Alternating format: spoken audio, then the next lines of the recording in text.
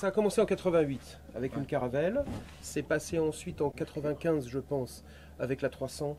Et maintenant la 310 depuis 2015. Celui-là, il est arrivé en 2015. Avant, c'était l'avion présidentiel d'Angela Merkel. Hein. Donc il a été reconfiguré intérieurement.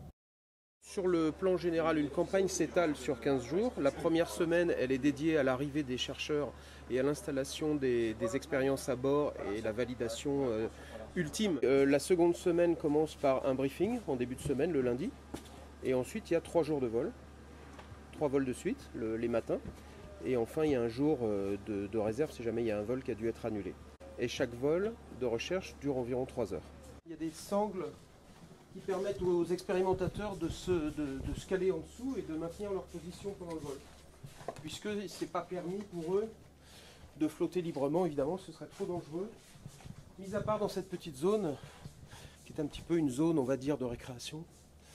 Et si au cours du vol, certains expérimentateurs ont 1 ou 2 paraboles de libre, ils viennent la passer là pour avoir un peu le plaisir de flotter quand même. Juste des modifications d'instruments en cockpit qui sont le rajout d'accéléromètre. Et puis une petite modification sur les commandes de vol, mais assez mineures.